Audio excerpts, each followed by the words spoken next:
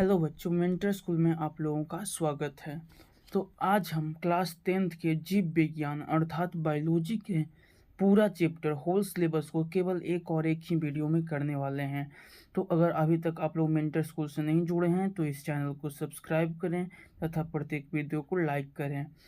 तो आज हम जीव विज्ञान का कितने चैप्टर पढ़ने हैं उनके बारे में हम जानेंगे। तो इसमें पहला अध्याय है बायोलॉजी का।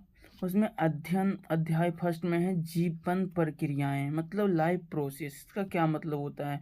जो सभी चीज़ें जीवित रहने के लिए ज़रूरी होती है, जैसे खाना, सांस लेना, खून का बहना और शरीर में गंदगी निकलना, इन्हें जीवन की क्रियाएं कहते हैं। समझ गए? अगला पॉइंट है पोषण, न्यूट्रिशन। ये किसका क्या मतलब होता है? भोजन लेकर उससे ऊर्जा प्राप्त करने की प्रक्रिया को बोलते हैं न्यूट्रिशन बोलते हैं।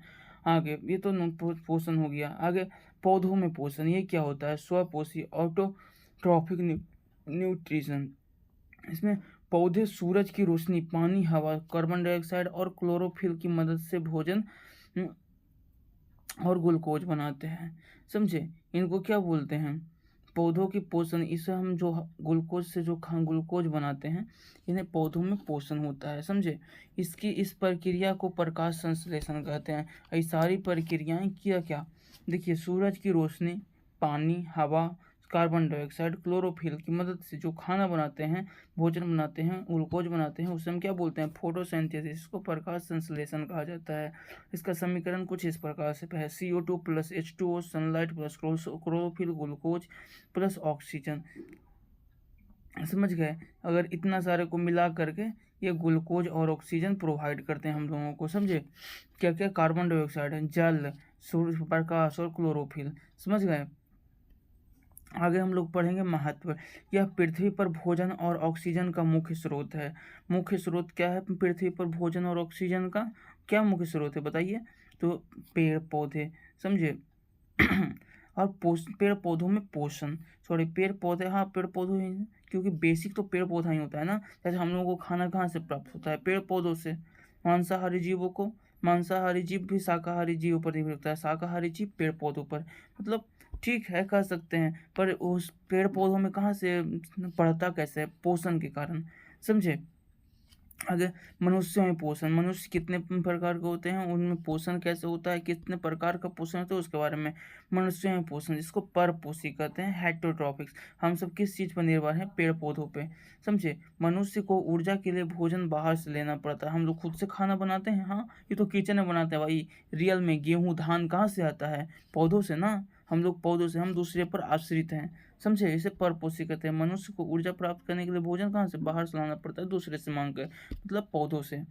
पाचन तंत्र, डाइजेस्टिव सिस्टम, ये क्या होता है इसके बारे में हम लोग जानेंगे। बिल्कुल सिंपल साधारण भाषा में इसको हम पूरे चैप्टर को बहुत ही जल्दी से समाप्त करने वाले हैं। तो मुख, माउथ, भोजन जिसे चबाया जाता है। लार्ज सलाइवा, जिसमें कार्बोहाइड्रेट पाया जाता है, उससे हमें क्या होता है? ग्लोब बनता है, जिससे हम लोग उसको खाना अच्छे से क्या खाद्य नली के द्वारा जाता है। खाद्य नली उन्हें क्या बोलते हैं? ग्रास नली, सॉरी। देन ग्रास नली के द्वारा बहुत ही आसानी से सलाइवा में मिक्स होकर के खाना अंदर जाता है। तो सलाइवा हमारे भोजन को पाचन के लिए बहुत ही इंपॉर्टेंट होता है। अग्र नली, फूड पाइप, जिसको फूड पाइप कहते हैं, अन्न नली कहते हैं या ग्रास नली कहते हैं। भोजन पेट में पहुंचता है। समझे? अन्न नली के द्वारा भोजन पेट में पहुंचता है। आमाशय, स्टोमच, गैस्ट्रिक गैस HCl को क्या बोलते हैं? गैस्ट्रिक गैस बनता है आमाशय, जो पेट में पाया जाता है। पेनिस, प्रोटीन, और प्रोटीन तो होता है। देखिए यहाँ पर आप ध्यान दीजिएगा, हम लोगों को बताया जाता है ना कि खाना खाने के बाद पानी नहीं पीना चाहिए। क्यों नहीं पीना चाहिए?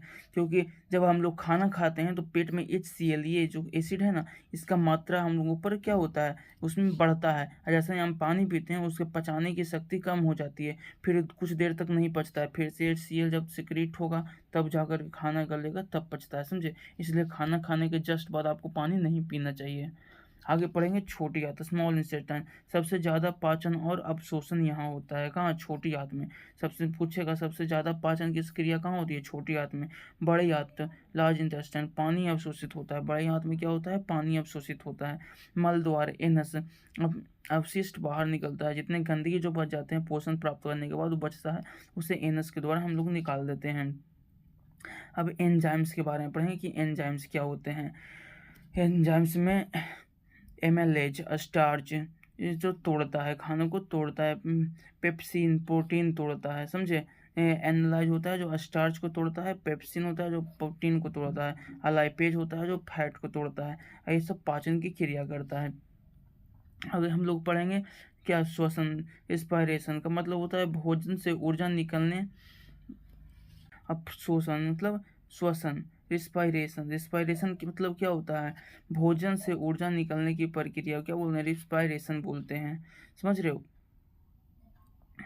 आगे हम लोग बोलेंगे प्रकार के अवसर श्वसन के कितने प्रकार होते हैं उसके बारे में। एरोबिक रिस्पायरेशन और ऑक्सीजन की उपस्थिति में होता है एरोबिक रिस्पायरेशन, ऊर्जा एटीपी बनती है। आगे बोलेंगे एनएरोबिक रिस्पायरेशन, ना होने ऑक्सीजन ना होने पर एनएरोबिक रिस्पायरेशन होता है, कम ऊर्जा जैसे ईस्ट में, इन सब में एनएरोबिक रिस्पायरेशन होता है। मनुष्य में श्वसन तंत्र कैसे काम करता है इसके बारे में पढ़ेंगे। नाक से श्वास नली से फेफड़े में जाता है हवा, उसके बाद एल्वुलाई में जाता है, यहाँ अगर ऑक्सीजन अंदर आ जाती है और CO2 यहाँ से बाहर निकल जाता है, ऐसे मनुष्य में श्वसन नली काम करता है। अब इसका क्या महत्व है इसके बारे में पढ़ेंगे कि श्वसन होता क्यों। ऊर्जा एटीपी के रूप में मिलती है और सभी काम होता है, समझे। ऊर्जा एटीपी के रूप में, किस एटीपी के रूप में, एंडोट्राइफॉस्फेट कहते हैं एटीपी को, उसके रूप में मिलता है। बाकी परिवहन, ये परिवहन टॉपिक है, ये क्या होता है इसके बारे में हम लोग जानेंगे। शरीर में पदार्थ का एक स्थान से दूसरे स्थान तक जाना, इसी को क्या बोलेंगे, परिवहन बोलेंगे, समझ गए। आगे हम लोग पढ़ेंगे पौधों में जाइलम पानी और खनिज जड़ों के पत्तियों तक ले जाना, इसको क्या बोलेंगे, जाइलम का काम क्या होता है, पानी और खनिज के जड़ों से पत्तियों तक ले जाना, ये जाइलम का होता है। फ्लोएम पत्तियों से भोजन को नीचे की ओर ले जाना, ये फ्लोएम का काम होता है। आगे मनुष्यों में जैसे दिल हार्ट रक्त पंप करना, ये दिल का काम होता है। ब्लड रक्त तो आप जानते ही हो, खून, और खून के कितने उसमें कौन कौन सा पाया जाता है, उसको RBC ऑक्सीजन ले जाती है, और WBC का काम उस खून में ही पाया जाता है। WBC काम शरीर की रक्षा करती है, और प्लेटलेट्स खून को जमाती है। अगर कहीं पे कट जाता है तो कहते हैं उसको दबा लो रहो, खून रुक जाए, कैसे, क्योंकि प्लेटलेट्स वहाँ पे जमा हो जाता है और खून रुक जाता है, समझे। आगे है दिल के 4 कक्ष होते हैं, दिल के कितने 4 कक्ष हैं, 4 कक्ष होते हैं। राइट ऑलिकुलम, राइट वेंट्रिकल्स, लेफ्ट ऑरिकुलम और लेफ्ट वेंट्रिकल्स, समझे। आगे रक्त 2 बार गुजरता है, इसे डबल सर्कुलेशन कहते हैं।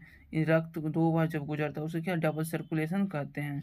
आगे अपशिष्ट निकास एक्सक्रीशन, उसके आज जैसे हम पोषण प्राप्त होने के बाद जो अपशिष्ट पदार्थ बच जाता है उसको क्या बोलते हैं, उसको अवशोषण बोलते हैं। तो उसको किस वजह शरीर से हानिकारक पदार्थ को निकालना उसे क्या बोलते हैं, अवशोषण बोलते हैं। सिंपल और साधारण भाषा में पढ़िए। मनुष्य में गुर्दे किडनी रक्त को छानते हैं, गुर्दे का काम क्या होता है, किडनी का रक्त को छानते हैं। नेफ्रॉन का काम क्या होता है, पेशाब यूरिन बनाता है, नेफ्रॉन पेशाब बनाता है। और पौधों में क्या होता है, रंध्र स्टोमाटा से गैस व पानी निकलते हैं, स्टोमाटा से क्या होता है, गैस व पानी निकलते हैं। महत्व शरीर के विषैले पदार्थों से बचाना, महत्व इसका क्या होता है, शरीर के विषैले पदार्थों से बचाना, समझ गए। आगे हम लोग दूसरा चैप्टर पढ़ेंगे, नियंत्रण और समन्वय, कंट्रोल एंड कोऑर्डिनेशन। पहला चैप्टर हम लोग बहुत ही अच्छे से कंप्लीट किया, हम दूसरा चैप्टर देखते हैं। शरीर के सभी भाग मिलकर काम करें, यही समन्वय है, मतलब सारे लोग सहयोग करके कार्य करें, सारे पार्ट है बॉडी का वो काम करे, उसको क्या बोलते हैं, समन्वय बोलते हैं। आगे तंत्र तक, जिसको नर्वस सिस्टम कहते हैं, वो क्या होता है, न्यूरॉन, संदेश लाने और ले जाने वाली कोशिकाएं को क्या बोलते हैं, न्यूरॉन बोलते हैं नर्वस सिस्टम में। रिफ्लेक्स एक्शन मतलब परिवर्ती क्रिया, परिवर्ती क्रिया का मतलब होता है, जैसे कि अगर आप रोटी बना रहे हो, अगर लड़कियों के लिए अगर आप रोटी बना रहे हो तो बैचलर लड़के वो रोटी बना रहे हैं, जरा सा तवा पे हाथ के बाप रे जल गया, लगता है ना, मतलब जब तक उसका दिमाग सोचता है डायरेक्ट काम करता है कि जल गया, उसी को रिफ्लेक्शन कहते हैं। जब किसी गर्म चीज़ को छूते हैं और तुरंत हाथ डाल देते हैं, या स्पाइनल कॉर्ड द्वारा नियंत्रित होती है, ताकि कुछ भी हमको दिक्कत होगा, जैसे कोई छुट्टी काटा, मम्मा जी छुट्टी कट गया, होता है या नहीं, तो क्यों ये डायरेक्ट, इसको रिफ्लेक्शन बोलते हैं, बिना दिमाग तक संदेश दे डायरेक्ट वर्क करना। ब्रेन के भाग, ब्रेन कितने प्रकार के होते हैं उसके बारे में पढ़ते हैं। सेरिब्लम, सेरिब्लम का क्या काम होता है, सोचने समझने का काम होता है। सेरिब्लम शरीर का तुलना, समझे, ये सेरिब्रम होता है जो सोचने समझने, सेरिब्लम होता है वो शरीर का संतुलन बनाए रखता है। मेडुला होता है सांस लेना धड़कन नियंत्रित करता है, समझे। मेडुला, मेडुला काम करता है गए करता है। हार्मोन्स, हार्मोन्स का क्या काम होता है इसके बारे में हम लोग पढ़ेंगे। ये रासायनिक पदार्थ हैं जो शरीर की गतिविधियों को नियंत्रित करते हैं। हार्मोन्स शरीर की गतिविधियों को नियंत्रित करते हैं, समझे। आगे हम लोग पढ़ेंगे ग्रंथ, हार्मोन और उनके कार्य। ग्रंथि जैसे थायराइड नियंत्रित थायरोसाइड, मायोलिम्बिज नियंत्रित मैस्टोब्लिज्म को नियंत्रित करता है कौन, थायरोसाइड। है पैनक्रियास, इंसुलिन शुगर नियंत्रित करता है। पैनक्रियास क्या, इंसुलिन शुगर नियंत्रित करता है। इंसुलिन नामक जो होता है वो क्या करता है, हार्मोन जो शुगर नियंत्रित, जिनमें शुगर हो जाता है जिनको, उनमें ये इंसुलिन नामक हार्मोन की कमी हो जाती है। आगे एंड्रियल, एंड्रियल ग्रंथि है जो एंड्रीलाइन हार्मोन के कारण होती है, या भय उत्पन्न करता है। आप अचानक किसी चीज़ से डर जाते हैं तो क्या होता है, वो एंड्रेलिन ग्रंथि होता है वो हार्मोन सीक्रेट कर देता है। पिट्यूटरी ग्रंथि जिसको ग्रोथ हार्मोन कहते हैं, जिसका मेन काम क्या होता है, आपका विकास नियंत्रित करना। कि आप जैसे ना पिट्यूटरी, मतलब आप समझ रहे हो, जैसे आप कितना बड़े हो रहे हो, जवान हो रहे हो, बूढ़े हो रहे हो, ये सब काम कितना होता है, ये हार्मोन पर डिपेंड करता है। ग्रोथ हार्मोन, कोई बहुत लंबा हो जाता है, कोई नाटा हो जाता है, कोई मोटा हो जाता है, कोई पतला हो जाता है। इसका क्या मतलब, ये विकास को कंट्रोल करता है। ग्रोथ हार्मोन है जो पिट्यूटरी ग्रंथि द्वारा सीक्रेट होता है। कोई पूछता है कि पिट्यूटरी ग्रंथि से क्या होता है सीक्रेट, तो ग्रोथ हार्मोन। आगे नियंत्रित, नियंत्रण क्या होता है, हम लोग समन्वय पढ़नी है। नियंत्रित पौधों में समन्वय, पौधों भी हार्मोन बनाते हैं जैसे एक्सिन, जैसे जिससे पौधे रोशनी की ओर झुकता है, जैसे ट्रोस्पिन। अब देखें घर में आपको बगल से ऐसा है कि मार के तार के पेड़ निकल रहा है, पीपल के पेड़, बर के पेड़ ज़्यादा रहता है, पीपल बल बर, ये सब ऐसे होता है। ऐसे पेड़ दीवार से निकलता है और ऐसे टेढ़ा करके निकलता है, क्यों सीधा क्यों नहीं जाता ऐसे सीधा, क्योंकि वो जिस तरफ रहेगा ना, धूप जिधर से आएगा, जिधर से प्रकाश आएगा उस तरफ वो ढूंढता है, वो एक्सुलिन के कारण होता है उसमें। ट्रोपोस्पिन, ट्रोपोस्पिन का क्या काम होता है, ट्रोपोस्पिन एक्सुलिन और ट्रोपोस्पिन के कारण ही होता है। आगे फोटोप्रिज्म, ये प्रकाश की ओर बढ़ता है, प्रकाश जिस तरफ फोटोस्पिन के कारण उसकी तरफ बढ़ेगा। और जियोट्रोपोसिम, ये गुरुत्वाकर्षण की दिशा में बढ़ना, जैसे उसका जड़ होता है जो धरती की तरफ बढ़ता है। समझ गया, दूसरा चैप्टर में बस इतना ही पढ़ना था। अध्याय 3 में जीवों का प्रजनन, how to do organism reproduce, उनका प्रजनन कैसे होता है उसके बारे में। नए जीवों का निर्माण करने की प्रक्रिया, इनके बारे में हम लोग कुछ पढ़ने वाले हैं। जैसे एकल प्रजनन, एसेक्सुअल रिप्रोडक्शन, आप लोग कक्षा 8 में पढ़े हुए, फिर से वहीं 10 में पढ़ना है। एक ही जीव से नए जीव बनते हैं, नहीं क्या, एकल एक्सुअल रिप्रोडक्शन कहते हैं, इसको एकल प्रजनन कहा जाता है। उदाहरण के लिए बाइनरी फ्यूजन, अमीबा में, एस्ट में, बर्डिंग सेपोर्स में, फंगस में, ये सब में क्या होता है, ये सब में एकल प्रजनन होता है। वेजिटेटिव प्रोपागेशन, आलू, गुलाब, मनी प्लांट, ये सब में वेजिटेटिव प्रोपागेशन होता है। यह तेज है परंतु इसमें विविधता नहीं होती है, समझे, इस सब में विविधता नहीं होती है। आगे दूसरा है प्रजनन में यौन प्रजनन, सेक्सुअल रिप्रोडक्शन, ये पौधों में होती है। पपीता के पेड़ में एक वो पपीता का पेड़ उगेगा दूसरा नहीं होगा, क्योंकि वो सेक्सुअल रिप्रोडक्शन करता है। आगे पौधों में नर भाग स्टेमिना, मादा भाग पेस्टाइल होता है। फूल में देखते होगे, फूल में आगे वाला जो ऊपर वाला जो उसका बिंदु होता है वो तितली के सहायता से या हवा के सहायता से एक दूसरे में जा कर के अपना गर्भाधान करके फिर से फूल का निर्माण करते हैं, समझे। जैसे परागण, पॉलिनेशन, नर कोशिका मादा कोशिका तक जाती है, इसको क्या बोलेंगे, परागण कहते हैं। निषेचन, फर्टिलाइजेशन, बीज बनाता है, फर्टिलाइजेशन से बीज बनता है, समझे। मनुष्यों में क्या होता है, मनुष्यों में प्रजनन कैसे होता है इसके बारे में हम लोग पढ़ेंगे। पुरुष जनन तंत्र टेस्टिस शुक्राणु बनाता है, ये शुक्राणु बनाता है। और महिला जनन तंत्र होता है ओवरी, जो अंडाणु बनाता है, समझे। जब शुक्राणु और अंडाणु मिलते हैं तो जाइगोट बनते हैं और इससे बच्चा का निर्माण हो जाता है, समझे। आगे हम लोग चैप्टर 4 पढ़ेंगे। चैप्टर 4 में का नाम है अनुवांशिकी और विकास, हेरिडिटी एंड एवोल्यूशन। इसका क्या मतलब है? अनुवांशिकी, हेरिडिटी, गुण माता पिता से बच्चों की में कैसे जाते हैं, यही जो कैसे जाता है ना, उसी को क्या बोलते हैं? अनुवांशिकी बोलते हैं। मेंडल का प्रयोग मटर के पौधे पर किया गया था। मेंडल प्रयोग किस चीज़ पर? पी के पौधों पर, मतलब मटर के पौधों पर किया था। मेंडल्स पी, इसको कुछ कहते हैं मेंडल्स पी एक्सपेरिमेंट, शायद इसका नाम है। समझे? डोमिनेट ट्रायल, मुख्य गुण इसमें क्या दिखता है, इसके बारे में हम लोग पढ़ेंगे।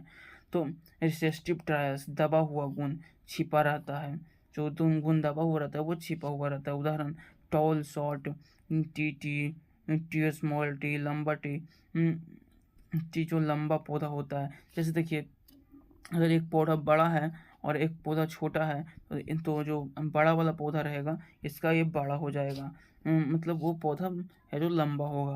अगर कोई पौधा छोटा है, दोनों पौधा अगर छोटे के साथ छोटा अगर कर रहा है तो वो पौधा छोटा हो जाएगा। अगर जो नर पौधा है जो छोटा है, मेल फीमेल पौधा है जो बड़ा है, तो ये पौधा छोटा ही रह जाएगा। समझे? मतलब एक का प्रधानता रहता है। आगे हम लोग पढ़ेंगे विकास या एवोल्यूशन कैसे करता है, इसके बारे में हम लोग पढ़ेंगे। समय के साथ जीवों में परिवर्तन, जब समय के साथ जीवों में परिवर्तन होता है, जैसे नेचुरल सिलेक्शन, जो जीव वातावरण के अनुसार ढलते हैं वहीं जीवित रहते हैं। कहते हैं ना कि एक क्या थे, साइंटिस्ट थे, उनका एक ही था, वही शक्तिशाली ही जीवित रहेगा। समझे? एग्जिस्ट ऑन नेचर, मतलब पावरफुल एग्जिस्ट ऑन नेचर, जिसके पास दम रहेगा वहीं जिंदा रहेगा।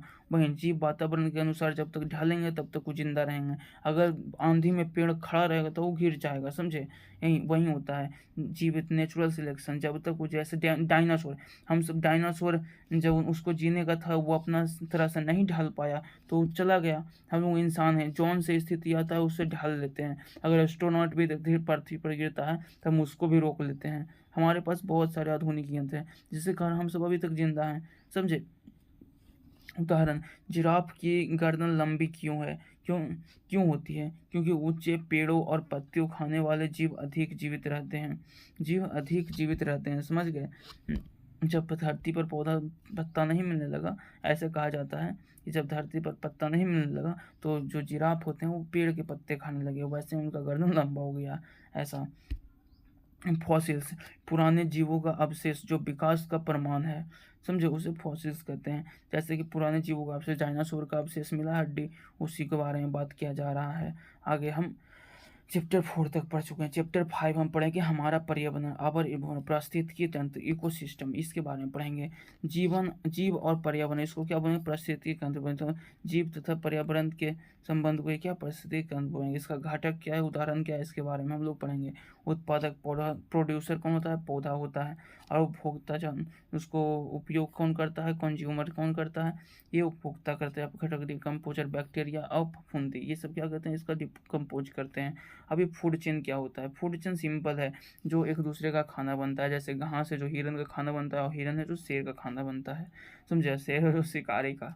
तो ये फूड चेन यही होता है। और 100% एनर्जी, ये क्या होता है इसके बारे में पढ़ेंगे। 10%, एक स्तर से दूसरे स्तर तक केवल 10% ऊर्जा ही जाती है। अगर घास में 90% ऊर्जा यहीं पर रह जाती है, हिरन में से केवल 10% जाती है। इससे भी केवल 10% ही यहाँ तक पहुँच पाती है शेर तक। समझे? इन 10% का नियम होता है। आगे पर्यावरण की समस्याएं, प्रदूषण, हवा, पानी, मिट्टी और का गंदा होना, ये से क्या बोलते हैं? हवा, पानी और मिट्टी का गंदा होना क्या बोले हैं? प्रदूषण। बिल्कुल सिंपल वर्ड है। या कचरा प्रबंधन, कचरा को हम कैसे प्रबंध करेंगे, कैसे उससे अपने पर्यावरण को बचाएंगे, उसके बारे में। रिड्यूस, कम उपयोग करिएगा। रीयूज, फिर से उसका प्रयोग करिएगा। रिसाइकल, पुनः निर्माण, अगर जो चीज़ खराब हो गया उसका पूरा निर्माण करना है। ऐसे करके हम अपने पर्यावरण को बचा सकते हैं। तो 5वां चैप्टर हम लोग समाप्त किए और 6ठा चैप्टर की तरफ हम लोग बढ़ेंगे। 6ठा चैप्टर का नाम है प्राकृतिक संसाधन और प्रबंधन, मैनेजमेंट ऑफ नेचर। इसका क्या मतलब होता है? पृथ्वी के संसाधन, जल, वन, जीव, खनिज का सही उपयोग, इसको क्या बोलते हैं? पृथ्वी के संसाधन है, इनका सही उपयोग। हम लोग उसको जल संरक्षण, संसाधन यही है। जल, वन, जीव, खनिज, ये सब हमारे संसाधन हैं, पृथ्वी के संसाधन है, इसका सही उपयोग हम लोगों को करना चाहिए। जल संरक्षण, जल का संरक्षण, वाटर कंजर्वेशन, ये क्या होता है? इसमें वर्षा जल का संचय, रेन वाटर हार्वेस्टिंग, इसको क्या बोलेंगे? जल संरक्षण बोलेंगे। जन संरक्षण, वर्षा जल संचय, ये हम पढ़ चुके हैं। वन संरक्षण, पेड़ काटने की जगह लगाने की नीति। चिपको मूवमेंट, एक बार चिपको मूवमेंट चलाया गया था, जिसमें अगर पेड़ काटने जाते थे तो लोग इसको, पेड़ को बचाने के लिए पेड़ में ही चिपक जाते थे, इसको चिपको मूवमेंट कहते थे, समझे। इसको वन संरक्षण कहते हैं। आगे है ईंधन, कोयला, पेट्रोलियम सीमित है, हमें सौर ऊर्जा, पवन ऊर्जा अपनानी चाहिए। मतलब अच्छाई संसाधन को हमें अपनाना चाहिए, अच्छाई संसाधन बहुत ही सीमित है, इसके बारे में हम पढ़ रहे हैं। सतत विकास, सतत विकास क्या होता है? डेवलपमेंट, आज की ज़रूरतों को पूरा करें पर भविष्य की कीमत पर नहीं, मतलब अभी की ज़रूरतें हमें पूरा हो जाए, जबकि हम अपने पीढ़ियों, अगले पीढ़ियों के लिए भी उन संसाधनों को बचा कर रखें, समझे। यही है, ये पूरा बुक पढ़ लिए, इस पूरी किताब से आप क्या क्या सीखें इसके बारे में हम लोग जीवन कैसे चलता है इसके बारे में सीखें, जीव कैसे बनते हैं इसके बारे में हम सीखें, प्रकृति कैसे काम करती है इसके बारे में हम सीखें, और हम उसे कैसे बचा सकते हैं इसके बारे में सीखें। तो अगर आप लोग यूट्यूब पर देख रहे हैं तो इसको सब्सक्राइब कर दीजिएगा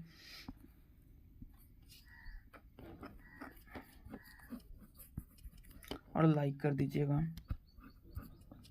धन्यवाद।